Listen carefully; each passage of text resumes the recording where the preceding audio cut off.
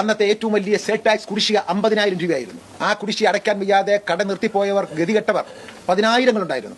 അവരെ കടം എഴുതി തള്ളണമെന്ന് പറഞ്ഞപ്പോൾ നയനാർ സമ്മതിച്ചില്ല, തുടർന്ന് വന്ന കെ കരുണാകരൻ സമ്മതിച്ചില്ല, AK ആന്റണി സമ്മതിച്ചില്ല, തുടർന്ന് വന്ന അച്യുതാനന്ദൻ സമ്മതിച്ചില്ല, ഉമ്മൻചാണ്ടി സമ്മതിച്ചില്ല.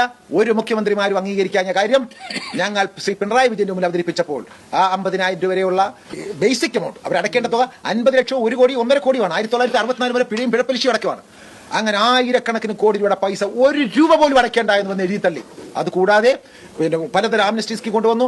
അത്തരം വ്യാപാരികളെ മുഴുവൻ മോചിപ്പിച്ചു. ഇപ്പൊ ലാസ്റ്റ് ആംനസ്റ്റി സ്കീം കാലാവധി കഴിഞ്ഞു. വീണ്ടും ആയിരക്കണക്കിന് ആൾ പൈസ അടയ്ക്കാനുണ്ടായിരുന്നു. അവർക്ക് ഒരു തരത്തിൽ ഇനി അവസരം ഒക്കാതിരുന്ന സാഹചര്യത്തിൽ അത് ഉൾപ്പെടെയുള്ള കാര്യങ്ങൾ ഗവൺമെന്റിന് നിവേദനമായി സമർപ്പിച്ചപ്പോൾ അത് മുഴുവൻ അക്ഷരം പ്രതി അംഗീകരിച്ച് കേരള സർക്കാർ ഈ ബഡ്ജറ്റ് പാസ്സാക്കിയിരിക്കുകയാണ്. CT നസറുദ്ദീൻ അന്ന് AKG സെന്റിൽ ഇറങ്ങിയിട്ട് പ്രഖ്യാപിച്ചത് 10 വർഷത്തേക്ക് UDF ഗവൺമെന്റിനെ അധികാരത്തിൽ കേറ്റില്ല എന്ന് പ്രഖ്യാപിച്ചു. 10 വർഷം പൂർത്തിയായിരിക്കുന്നു.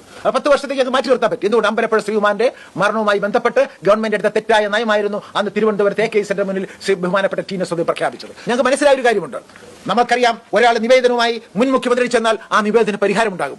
ഇന്നത്തെ മുഖ്യമന്ത്രി ഒരാൾ നിവേദനവുമായി വന്നാൽ അയാൾക്കല്ല പരിഹാരം ഉണ്ടാകും. ആ വിഷയവുമായി ബന്ധപ്പെട്ട് 10,000 കണക്കിന് ആളുകൾക്ക് പരിഹാരം ഉണ്ടാക്കി തരുന്ന ഒരു മുഖ്യമന്ത്രിയാണ്.